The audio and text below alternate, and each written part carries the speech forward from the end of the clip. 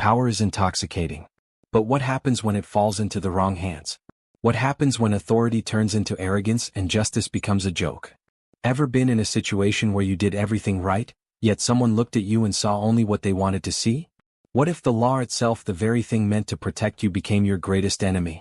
This is not just another story about racism. This is a story about power, arrogance, and a single moment that changes everything. And trust me, you won't believe what happens next. It happened in broad daylight. The slap was loud. Sure. Brutal. The kind of sound that makes the world stop for just a second. The entire police precinct froze. Officers at their desks, criminals in cuffs, secretaries typing reports, everyone turned at once, eyes wide with disbelief. The air itself seemed to hold its breath. A white police officer, Sergeant Darren Cole, a man with over 15 years on the force, stood there, his chest heaving, eyes burning with anger. His hand, still raised, tingled from the impact of the slap he had just delivered. And the man he had just slapped? Judge Malcolm Hayes. A well-respected black judge. A man who had spent his entire career upholding the law, ensuring justice was served fairly and equally. A man who, despite wearing a suit and tie, despite the gavel in his courtroom and the respect his name carried, was now standing there, humiliated and stunned, his cheek burning with the imprint of a police officer's hand. For a second, Malcolm didn't move. He just stood there, his face turned to the side as if his brain was still processing what had just happened. And then silence shattered. "What did you just do?" A voice whispered, though the horror behind it made it feel like a scream. The officers in the room shifted uncomfortably, their eyes darting between Malcolm and Darren. Some looked shocked. Others? Amused. As if this was nothing new. As if they had seen worse. And Darren? He didn't look sorry. Not even for a second. "I told you to sit your black ass down," Darren growled, his voice dripping with condescension. His lip curled into a smirk, his confidence unwavering. That's when it happened. Judge Malcolm Hayes slowly turned his head back toward Darren, and something in his eyes changed. The look of shock, the disbelief, it melted away. And what replaced it? Fire. A slow-burning rage that didn't need words. A rage that spoke of years, no, decades of restraint, of biting his tongue, of pretending moments like these didn't exist. And in that moment, Malcolm made a decision. This is not over. His voice was low, steady, too calm. The kind of calm that should make any man with sense feel fear. But Darren? Darren scoffed. Laughed even. Because to him, Malcolm wasn't a judge. He wasn't even a man. He was just another black face in a system built against him. "Oh, it's over, Judge," Darren sneered.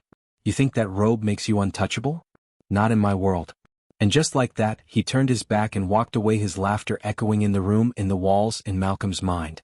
But what Darren didn't know, he had just made the biggest mistake of his life. Hours earlier, the day had started like any other for Judge Malcolm Hayes. He was 48 years old. A tall, broad-shouldered man with salt and pepper hair and sharp, intelligent eyes. A man who carried himself with the quiet confidence of someone who had fought too hard to get where he was.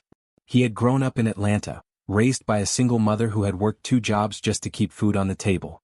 He knew struggle. He knew injustice. And that's why he had become a judge, to make a difference. But no matter how high he climbed, some people would always see him as the kid from the wrong side of town. No matter how many degrees hung on his wall, to some, he was just a black man in a system that wasn't built for him. That morning he had woken up early, kissed his wife Olivia on the cheek, and promised their 15-year-old son Caleb that he'd make it to his basketball game that night. "I won't be late this time, I promise." Caleb had just laughed. "Yeah, okay, Dad." It was a running joke in their house. Malcolm was always busy. Always dealing with cases, trials, and the weight of justice pressing down on his shoulders. But today he had sworn to himself that he'd leave work early. And then the call came. It was his clerk, Lisa. She sounded nervous. "Judge, there's an issue at the precinct. A case you ruled on. One of the officers is refusing to comply with your ruling." Malcolm frowned. That wasn't unusual. Some officers thought they were above the law. But something in Lisa's voice made him pause. It's Sergeant Cole. And he's saying you need to come down here yourself." Malcolm sighed. He had dealt with officers like Darren Cole before. The kind who thought their badge made them gods. "I'll be there in 30 minutes. When Malcolm stepped into the precinct, he knew something was off. The energy in the room shifted the moment he walked in. Officers stopped talking. Some avoided his eyes. Others smirked.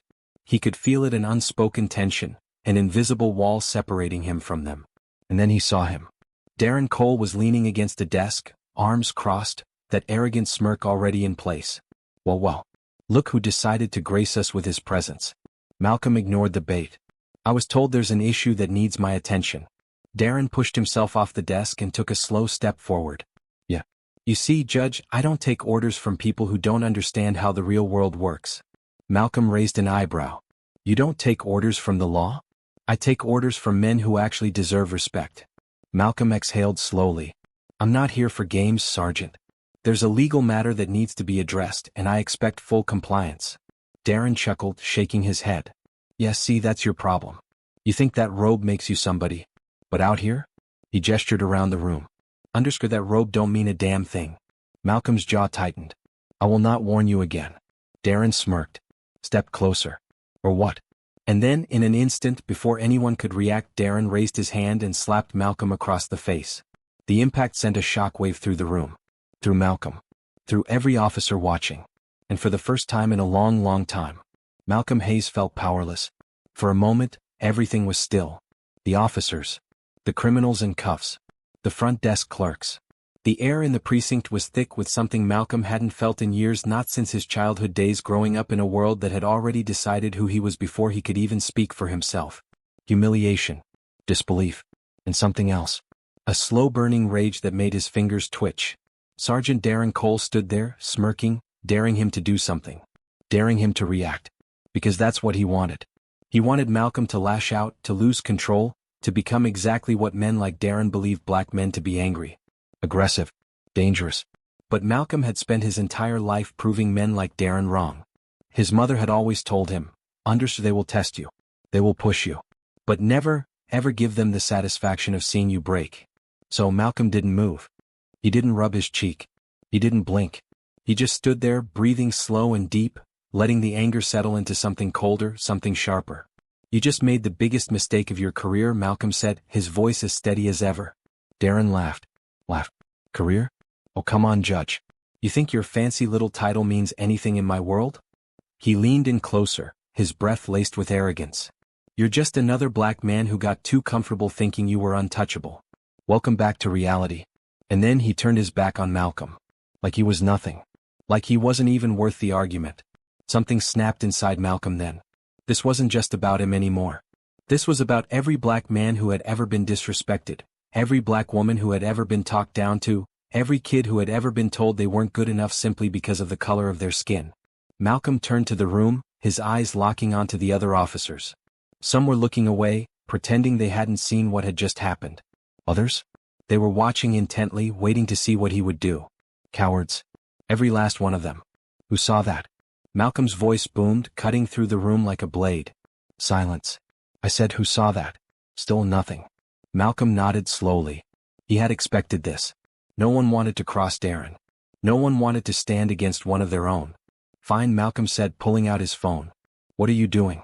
Darren called over his shoulder. Calling the district attorney. That wiped the smirk off his face. Darren turned around, his eyes narrowing. You serious? Malcolm held up the phone, showing the dial screen. You put your hands on a sitting judge, Sergeant Cole. That's assault. That's battery. That's a felony. A flicker of uncertainty crossed Darren's face. But just as quickly it was gone. You really think the DA is gonna come running for this? He scoffed. Malcolm didn't answer.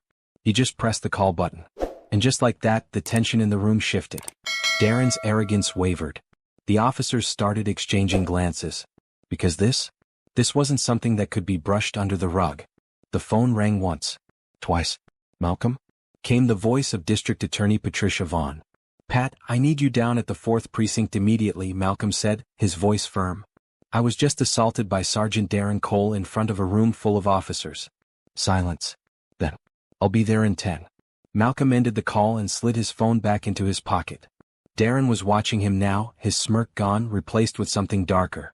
You just made a mistake, Judge, he said. Malcolm tilted his head. No, Sergeant. You did. Darren clenched his jaw. You think the DA scares me? You think a few words on a police report are gonna change anything? Malcolm stepped forward, his eyes locked onto Darren's. I don't need to scare you, Darren. I just need to expose you. And that was when the real fear flashed in Darren's eyes for the first time. Because deep down he knew. This wasn't just going to disappear. 15 minutes later, District Attorney Patricia Vaughn walked into the precinct, flanked by 2 investigators. Patricia was a force to be reckoned with, mid-40s, sharp as a blade and completely unshakable. She had made a name for herself by going after corruption, and she wasn't afraid to take on dirty cops. As soon as she entered, the room stiffened. Officers shifted nervously. Darren folded his arms, his jaw set. "Judge Hayes," Patricia said, walking straight to Malcolm. "Are you all right?" "I'm fine," Malcolm said. "Tell me what happened." And so he did. Every detail. The slap. The insult. The silence from the other officers. Everything. Patricia turned to Darren, her expression unreadable. "Sergeant Cole, do you have anything to say for yourself?" Darren smirked. "Just another case of someone playing the race card, Pat. You know how it is." A muscle twitched in Patricia's jaw. She turned to the officers in the room. "Did anyone witness this?" Again silence. Patricia let out a slow breath, her eyes scanning the room. "Fine," she said. "We'll check the security footage." Darren's smirk faltered. "Oh, and Sergeant Cole?" Patricia added, her voice dangerously calm. "Underscore until further notice, you're on unpaid administrative leave. Effective immediately." A ripple went through the room. Darren's face darkened. "You can't do that," he snapped. "I can," Patricia said. "And I just did." Malcolm watched as Darren clenched his fists, his entire body coiled with fury. But then, just as the weight of what was happening started to sink in, Darren smiled. Not a real smile. A slow, sinister one. "This isn't over," he muttered. And Malcolm knew deep in his bones that he was right. Because men like Darren Cole? They never go down without a fight. Some men will do anything to keep their power. Some men believe the badge on their chest makes them untouchable. But what happens when the system that protects them starts to crack? What happens when justice fights back? You thought a slap was where this story ends? No. That was just the beginning. And what happens next, no one sees coming. The sun had barely set when Malcolm stepped out of the precinct, but the air felt heavier than it had that morning. The weight of what had just happened pressed against his chest like a hand trying to push him under. As he reached for his car door, he felt it, the unmistakable sensation of being watched. He turned his head slightly, scanning the parking lot. There. 2 officers stood by a squad car, talking in hushed tones. Their eyes flicked toward him, then quickly away. He knew what that meant. Word had already spread. Malcolm had broken an unspoken rule. He had challenged a white officer in his own precinct, in front of his own men. And now the pushback would begin. He took a slow breath, forced himself to relax his shoulders. He wouldn't let them see him rattled. He slid into his car, gripping the steering wheel tightly. Then his phone rang. Unknown number. He hesitated before answering. "Hello." Silence. Then a voice. "Oh, unfamiliar. You just made a big mistake, Judge." Click. The line went dead. Malcolm's grip tightened on the phone. He stared at the screen, his heartbeat slow and steady. He wasn't surprised. He had been expecting this. The threats. The intimidation. But what they didn't understand was he wasn't afraid. He had spent his entire life fighting battles that weren't meant to be won. And this was just another fight. That night, Malcolm sat at his kitchen table, replaying the events of the day in his mind. His wife, Olivia, stood at the stove, stirring a pot of soup. She hadn't said much since he walked through the door, but he could feel her anger radiating off her in waves. "You're quiet," he finally said. She turned off the stove, set the spoon down, then turned to face him. "I'm thinking. About?" She folded her arms. "About how you're going to handle this." Malcolm sighed, rubbing his temples. "Patricia is on it. Darren's already on unpaid leave. If the security footage holds up, he'll lose his badge." Olivia scoffed. "And if it doesn't?" Malcolm looked up. "You think they'll just let this go?" she asked. "You embarrassed him, Malcolm. You made him look weak. Men like that? They don't forget." "I know." "Then why do you look like you're waiting for the storm to pass?" Malcolm didn't answer. Because deep down he knew this wasn't a storm that would pass. This was a war. And it was just getting started. The next morning, Malcolm's phone buzzed just as he was stepping into the courthouse. "Patricia. We have a problem," she said the moment he answered. "What kind of problem?" Pause. "The security footage is gone." Malcolm stopped walking. "What do you mean gone?" "I mean it's missing." "What?" "There's no footage of what happened in the precinct yesterday." His jaw clenched. "That's impossible." "Is it?" Patricia sighed. Look, I knew this wasn't going to be easy, but I didn't think they'd move this fast." "Darren?" "Of course. Or someone covering for him. Either way, without that footage, it's your word against his." Malcolm exhaled slowly, forcing down the frustration bubbling inside him. "So what now?" he asked. "Now." Patricia hesitated. Now we fight dirtier. By noon, Malcolm was sitting in his chambers, scrolling through his emails, when a message popped up from an address he didn't recognize. No subject. No text. Just an attachment. He hesitated before opening it. It was a video file. As he clicked play, the grainy footage appeared on the screen. The inside of the precinct. The exact moment Darren had slapped him. Malcolm's eyes widened. The footage wasn't gone. Someone had it. But who? And why? Then a second email came through. This one had a message. You don't know me, but I know you. Keep fighting. You're not alone. No name. No signature. Malcolm stared at the screen, his mind racing. Somewhere inside that precinct, someone had risked everything to get him this footage. Someone had decided enough was enough. And now he had proof. Now the real fight began.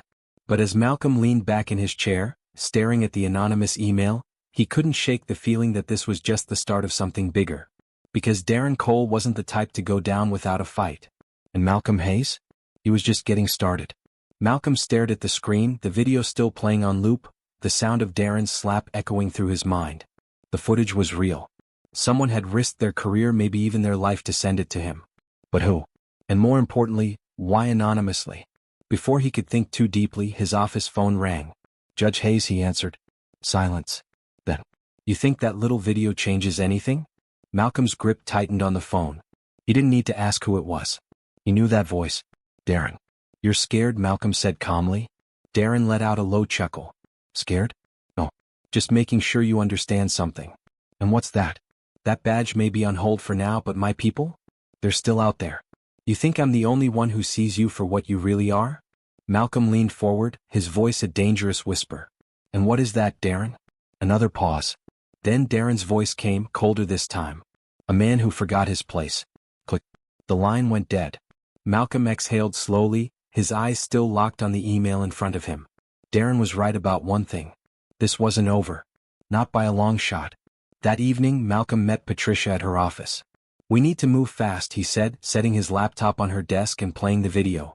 Patricia watched in silence, her jaw tightening as Darren's hand connected with Malcolm's face. When the video ended, she leaned back in her chair. Where did this come from? Anonymous email. Patricia exhaled, rubbing her temples. This helps, but it's not enough. Not enough. Malcolm frowned. It's evidence. It's a piece of the puzzle, Patricia corrected. Underscored, but if we present it without verifying the source, they'll claim it's been tampered with. They'll say it's fake. Malcolm's frustration simmered. So what do we do? Patricia drummed her fingers on the desk, thinking. Then her eyes sharpened. We find out who sent it. Malcolm spent the next 2 hours trying to trace the email. Whoever had sent it was careful. No name. No return address. Just a ghost in the system. But ghosts always leave shadows. And then, finally, he found something. A hidden metadata tag buried in the video file. A single word. Room 13. Malcolm sat back, his mind racing. Room 13? That was a back office in the precinct. An old storage space converted into a break room. Whoever sent this, they were inside. A cop. The next morning, Malcolm walked into the courthouse parking lot and stopped short. His car. It was covered in spray paint. The words slashed across the hood made his stomach twist. Traitor. Ray Spader. Know your place. A small crowd had already gathered. Some whispered. Others just stared. Malcolm clenched his jaw. He wouldn't give them a reaction. That's what they wanted. Instead, he pulled out his phone and dialed Patricia. They're getting desperate, he said as soon as she answered. What happened? Come to the parking lot. You'll see. 2 minutes later, Patricia was at his side, her lips pressed into a thin line as she surveyed the damage. Damn, she muttered. This is their message, Malcolm said. Yeah, Patricia agreed. But here's ours, she turned to an officer standing nearby. Get a forensic team down here. No. The officer hesitated. That wasn't a request, Patricia snapped. The officer nodded and hurried off. Patricia turned back to Malcolm. They want you rattled. They failed. But even as he said it, Malcolm couldn't shake the unease creeping into his bones. Because this wasn't just intimidation. This was war.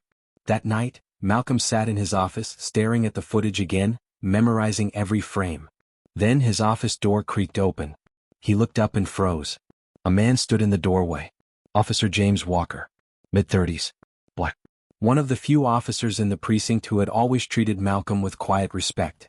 We need to talk, James said, stepping inside and shutting the door behind him. Malcolm studied him carefully. You sent the footage? James exhaled. Yeah, I did. Malcolm folded his arms. What? James hesitated. Then, because I've seen men like Darren my whole career, and I've watched them get away with things that should have ruined them. But not this time. Malcolm nodded slowly. So what's the catch? James's expression darkened. The catch is, you're in more danger than you realize. Malcolm frowned. What do you mean? James stepped closer, lowering his voice. Darren's not working alone. There's a group inside the department, officers who protect each other, who cover for each other. And they've already decided how this ends. Malcolm's stomach turned to stone. They're not just going to smear your name, Judge, James continued. They're going to make sure you don't walk away from this. The weight of those words settled over Malcolm like a storm cloud. He had known the risk. He had expected pushback. But this was something else. Why are you telling me this? Malcolm asked. James met his eyes. Because if you don't act first, they will. Malcolm leaned forward, his eyes locked onto James. You're telling me this goes deeper than Darren? James exhaled, rubbing a hand over his face. I'm telling you, Darren is just the loudest one. The face. But the real problem? It's the ones you don't see. The ones who don't make threats over the phone or vandalize your car. The ones who sit back and pull the strings. Malcolm felt a slow dread creep into his gut. How many? James hesitated. Enough. That one word carried weight. Enough to make this dangerous. Enough to make this bigger than a single bad cop with a grudge. Why are you telling me this, James?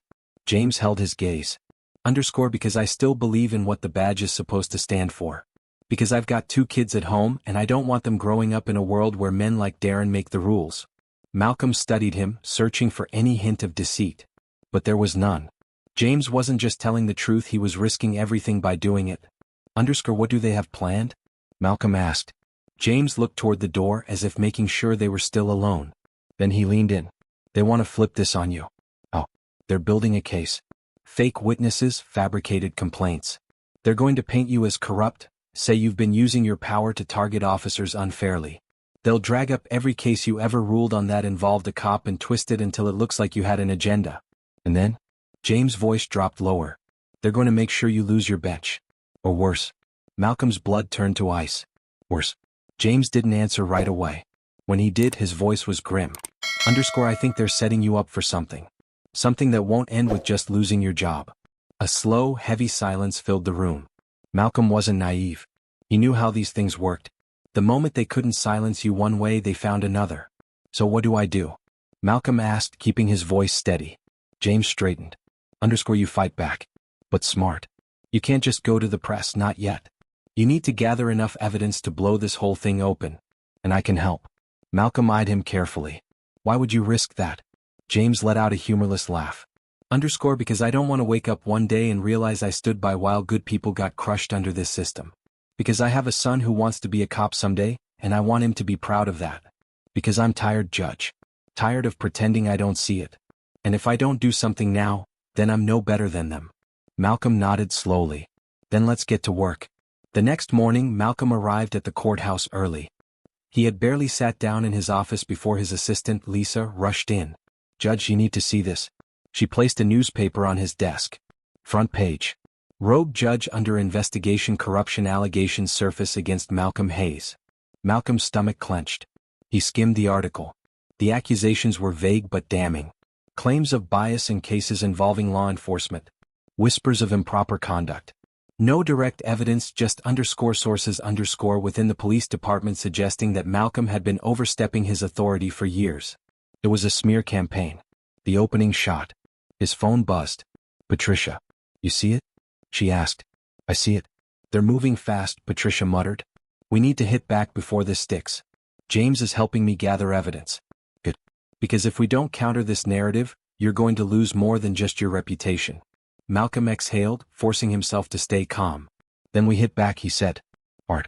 That night, Malcolm met James in a secluded parking lot. James handed him a flash drive. What's this?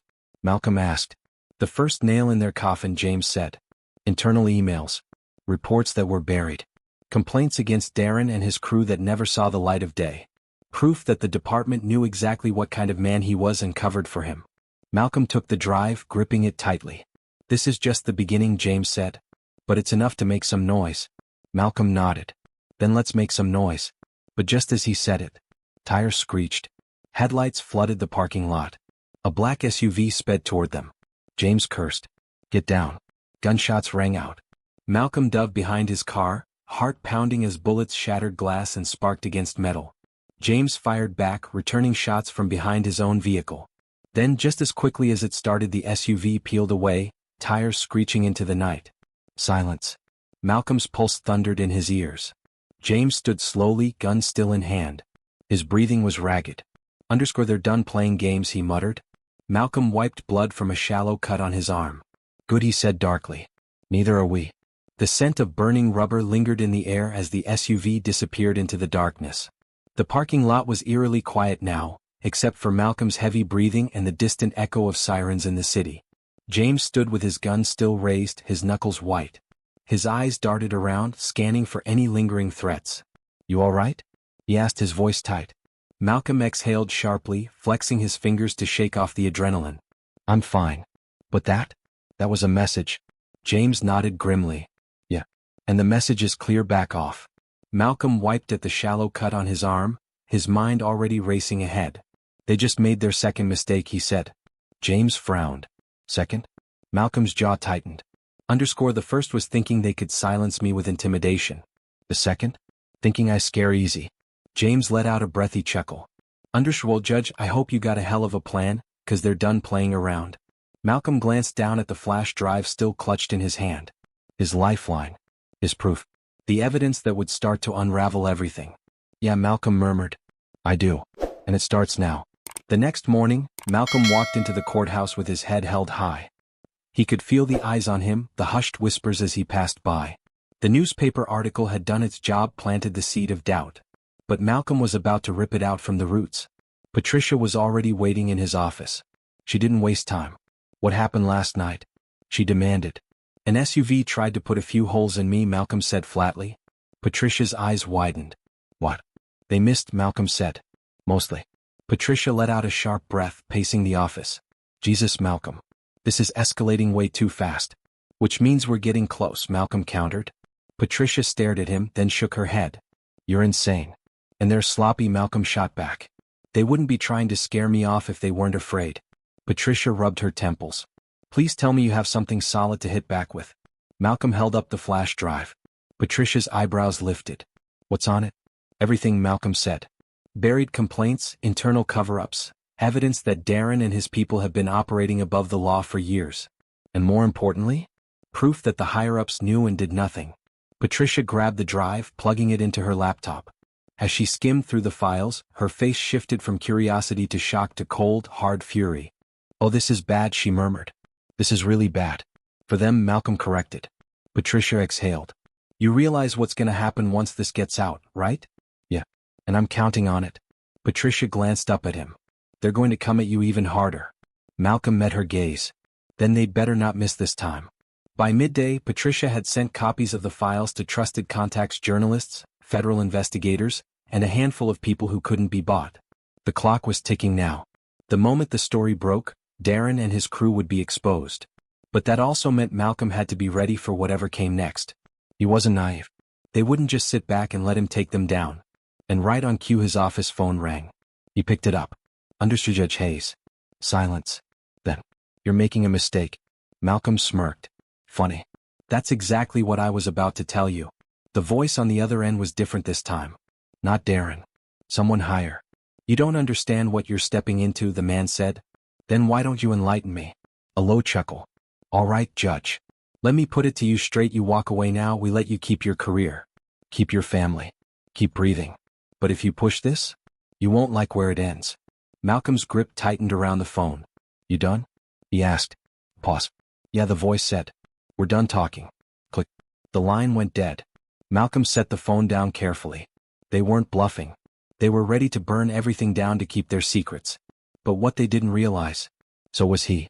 That night, Malcolm met James again, this time at an old warehouse neutral ground, away from prying eyes. James looked tense. We need to move faster, he said, pacing. Word's out that the files are getting leaked. Darren's people are panicking. But that makes them more dangerous. We have to be smart, Malcolm said. James ran a hand over his face. Smart ain't gonna cut it. We need to be _ahead of them. I got word that they're setting something up. Some kind of last-ditch effort to discredit you. Like what? James hesitated. Then he pulled out his phone and showed Malcolm a text message. He doesn't make it to the weekend. The words were simple. Chilling. Malcolm stared at the screen. Then, slowly he looked up. They're gonna kill me. James swallowed hard. Underscore or make it look like something that justifies taking you down. Either way, you're a walking target now. A slow, cold anger settled over Malcolm. He had expected them to come for his reputation. But now they wanted his life. James glanced around, lowering his voice. We gotta be careful, Judge. We gotta. Bang. A gunshot tore through the air. Glass shattered. James dropped to the ground with a sharp cry, blood spreading across his shoulder. Malcolm spun, heart hammering just as another shot rang out, this one missing by inches. They weren't waiting for the weekend. They were coming for him now. The shot echoed in the cold, empty warehouse. James groaned, clutching his shoulder as blood seeped between his fingers. His breathing was ragged, his eyes wide with pain, but he was still alive. Malcolm barely had time to process before. Bang. Another shot. He dove behind a stack of crates, heart pounding, adrenaline surging through his veins. James, stay low. Malcolm shouted. James gritted his teeth, dragging himself behind cover. Yeah, I wasn't planning on standing up for an encore. Footsteps. Slow. Deliberate. Whoever had fired those shots wasn't in a rush. They weren't just trying to kill. They were trying to terrorize. Malcolm peeked around the crates, eyes scanning the shadows. And then, a silhouette. Dressed in black. Holding a gun with the kind of ease that suggested they'd done this before. The figure stepped forward, gun raised. But before they could fire again, James, despite the pain, pulled out his own weapon and squeezed off a shot. The bullet missed but forced the attacker to duck behind cover. We need to move, James hissed. Malcolm grabbed him by the good arm and pulled him up. They ran. Footsteps thundered behind them. More than one set. Malcolm's mind raced. This wasn't just some hired gun.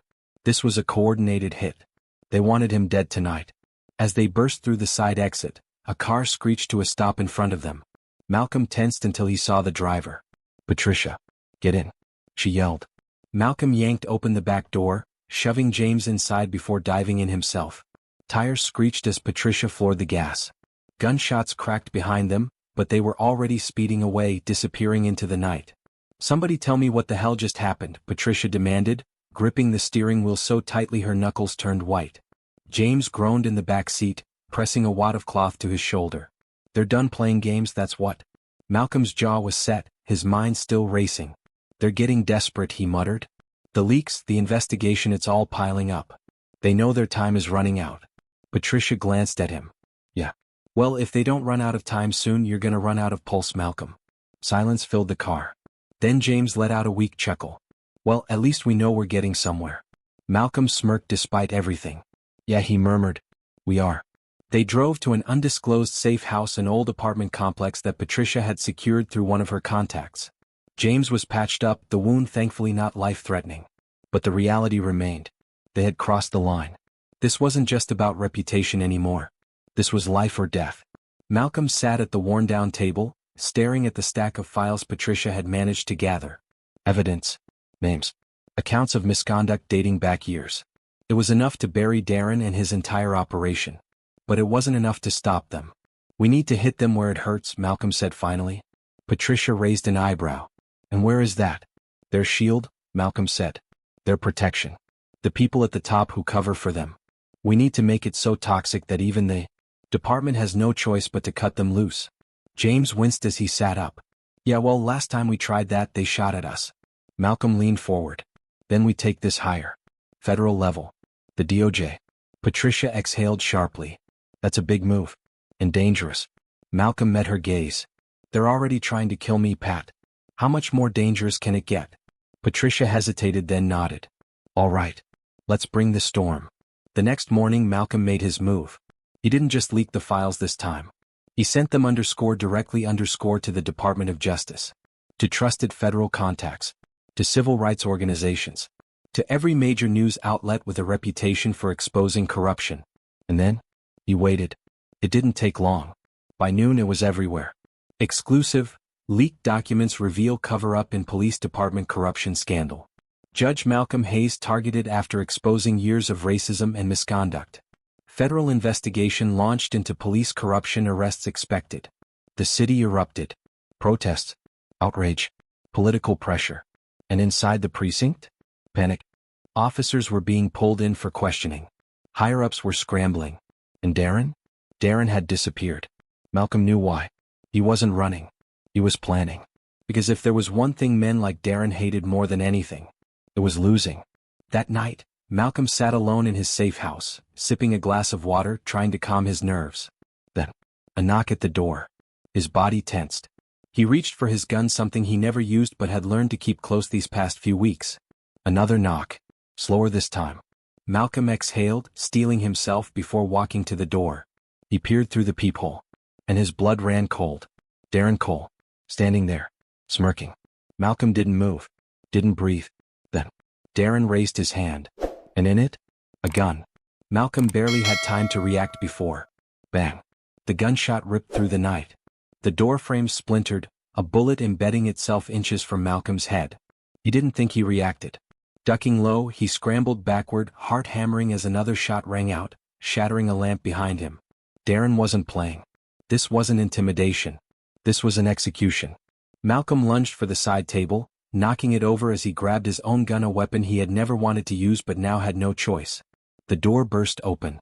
Darren stepped inside, gun raised, his smirk cold and merciless. This is where it ends, Judge. Malcolm didn't hesitate. He fired. The bullet grazed Darren's shoulder, spinning him slightly. He cursed, staggering back but not down. Malcolm didn't have time to fire again before Darren rushed him, slamming into him with full force. They crashed into the coffee table, sending papers and glass flying. Darren was stronger, fueled by rage, his hands closing around Malcolm's throat. You think you won? He hissed, tightening his grip. You think a few files change anything? Malcolm's vision blurred, spots dancing in his eyes. He struggled, grabbing at Darren's arms, trying to break free. His fingers found something.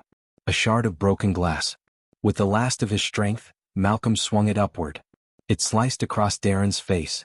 Darren howled, jerking back, hands flying to his cheek as blood dripped between his fingers. Malcolm gasped for air, rolling away as Darren stumbled. But Darren wasn't finished.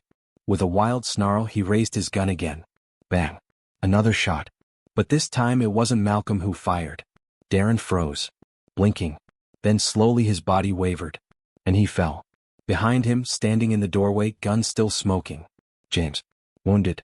Bleeding. But standing. Took you long enough, Malcolm rasped, rubbing his throat. James smirked, stepping forward. Yeah, well. Thought I'd let you get your licks in first. Darren groaned on the ground, clutching his stomach where James had shot him. He wasn't dead. Not yet.